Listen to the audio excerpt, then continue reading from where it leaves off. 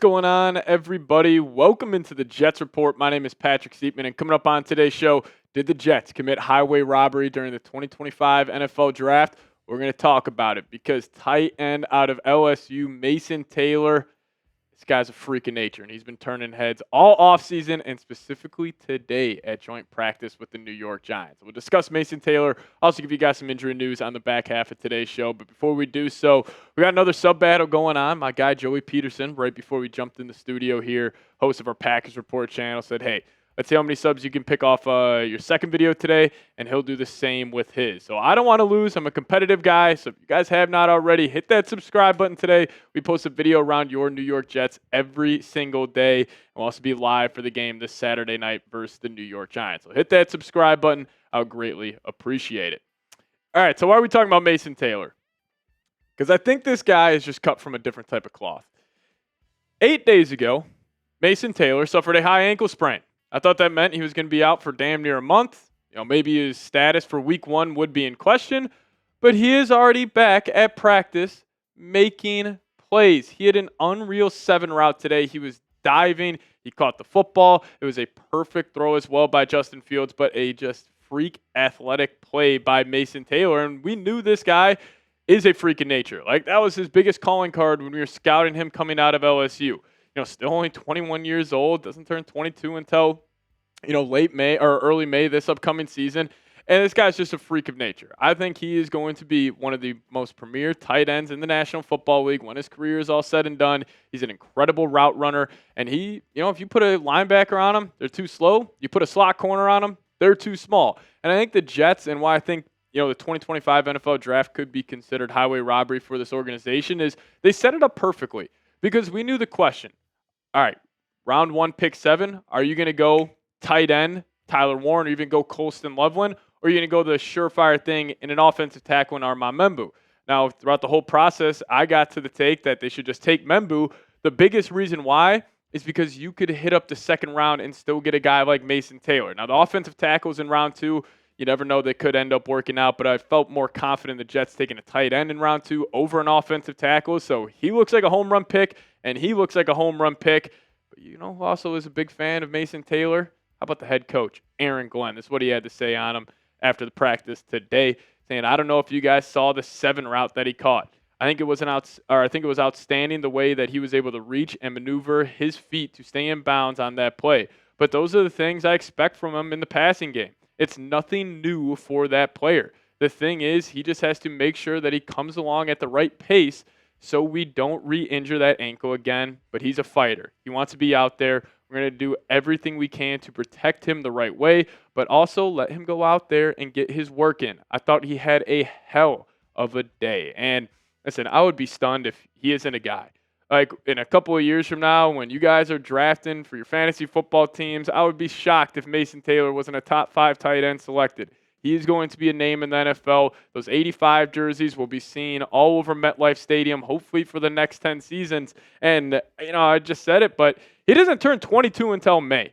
That is ridiculous. Like, this guy looks like a grown-ass man, and the fact that I am 25 years old and Mason Taylor looks 10 years older than me, it's incredible. He is truly that special, and I think also the connection he's going to have with Justin Fields is going to be special because expect a whole lot of read options or some RPO game for the Jets offense this season where he just pulls that and he could just easily check it down to Mason Taylor in the flat. He could turn a 3-yard completion, make a guy miss, and he could potentially turn that into a first down or even more. I couldn't be higher on this guy, and he will be a household name here very, very shortly for us Jets fans. And we talked about the Jets having that second receiving option outside of Garrett Wilson where all of us were freaking out. Like, hey, is it going to be Josh Reynolds stepping up? Is it going to be Allen Lazard, Tyler Johnson, Arian Smith? The guy who's going to be second receiving for this football team is number 85. It is Mason Taylor. Expect him to have a monster year. But, he has passed every, test so far. He looked good in rookie minicamp. Looked good in minicamp, then OTAs and training camp, and now here at joint practices. Hopefully he's out there this Saturday against the Giants. I would like to see him out, playing a real preseason game.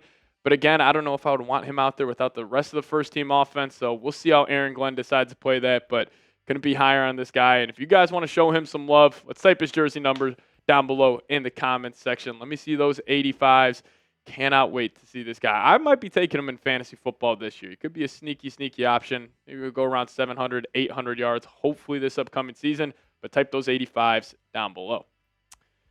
Now we get to the latest injury news around your New York Jets. Allen Lazard dealing with that shoulder injury where he was seen in a sling. I'll talk about that in a second. But if you guys want to get some new New York Jets merchandise in your life, I got a deal going on right now. Just click that link, chatsports.com/Jets hoodies. They got the cutoff option. They also have a bunch of different choices. Just click that link. I'll put it in the comment section and description of today's show. But it's an easy way to help us out here at Chat Sports. And plus, if you guys just want to be rocking some more Jets merch, this is a great way to do so. So hit that link, chatsports.com/Jets hoodies. I'll put that in the comment section and description of today's show. All right, so we're going to start off here with Tyrod Taylor. Obviously, he wasn't out there for the first preseason game. A little disappointing, but he is dealing with a knee injury, and he had a knee scope and won't be available for the preseason. Aaron Glenn is hoping he's ready for week 1. So obviously, Tyrod not being the starter, it's not a major injury for the Jets, but he also is a high-end backup. And the thing I did like about Tyrod being the backup for Justin Fields is, sometimes you have to completely change the offense for a backup quarterback. But with Tyrod, Justin Fields, similar play styles, obviously Fields being more of the athlete, Tyrod being more of the pure passer, you still wouldn't need to change the offense too much. But if you go from Justin Fields to Brady Cook, Adrian Martinez, 100% you're going to have to change that offense up. So if Tyrod's ready for week 2, week 3, no concerns there, but just want to get you guys an update on Tyrod. Now, more injury news for the quarterback position. Brady Cook had an ankle injury from practice. Aaron Glenn said it's not serious. Now, the only impact probably this will have is who's going to play quarterback against the Giants during the preseason. Is it just going to be 4 quarters of Adrian Martinez? I kind of hope so, just to get him the reps out there. But Brady Cook did look a little promising in the first preseason game, which I was stunned by because I wasn't a big fan of him when he was the quarterback for Missouri this past season. But I'll tell you what, looked pretty good. But this ankle injury, just something to monitor. But again, nothing too serious coming in from Aaron Glenn. Now, the biggest injury update here. Allen Lazard dealing with that shoulder injury. He is going to miss about 2 weeks per Aaron Glenn. And, from the Jets side of things, I don't think this is the biggest deal in the world because you got good receivers behind him, Tyler Johnson, Arian Smith. But from Allen Lazard's perspective, this is not good. And, this isn't good news for him because, I thought 2 weeks ago he was 100% locked to make this roster. And I still think he has a 95% chance to make it. But what about a Quentin Skinner? He ends up balling out during preseason. Maybe they finally see something from Malachi Corley. We know this coaching staff loves Xavier Gibson. Maybe they're just saying, hey, do we really have a need for Allen Lazard? And that would be a pretty interesting situation considering this guy took a discount to come back this year to the New York Jets. But I'm sure he could always hit his guy up, Aaron Rodgers, and he'll have a job in Pittsburgh ASAP. But I do want to talk about the wide receiver 3 battle here quickly. Now, I've been pounding the table for Tyler Johnson not only to be wide receiver 3, I think he has a chance to be wide receiver 2. This guy, he's not the biggest athlete. He's not the biggest person. He's not the quickest. But he's just a damn good wide receiver. And the two things, being a receiver in the NFL, can you get open and can you catch the football? Tyler Johnson does both those things at a high level. He was awesome playing his college football back in Minnesota. He had a couple of good stints with the Los Angeles Rams and actually had a really good game when the Rams were playing the Lions opening night last year. He went for like 5 catches, over 80 yards, and found the end zone there. And Aaron Glenn was talking about a couple of plays he was making. He was like, man, who the hell is this Tyler Johnson guy? We didn't really scout him a lot before the game. Well, now he knows about him, and he's been raving about him. So I think Tyler Johnson, again, he's not going to be a guy that goes out there and has, an 800-yard season, but maybe he could have a 500, 600-yard season. He'll just have a random game where it's like, oh, damn, Tyler Johnson went for 6 catches, 90 yards, and a touchdown on a primetime stage. I could see that being in the fold. But I'll ask you guys this about Allen Lazard. What do you think here? Because I think the Jets, Garrett Wilson's a lock, Arian Smith lock, Josh Reynolds, Tyler Johnson, those 4 are the locks. But then you got Lazard, and you got Corley, you got Xavier Gibson, then you got a couple of UDFAs like Jamal Pritchett, like if the Jets want to go him for the kick return, punt return slot, and then obviously Malachi Corley. Who knows what's going to happen with him? But speaking about Lazard, will he make the 53-man roster? Give me a Y for yes or give me an N for no down below.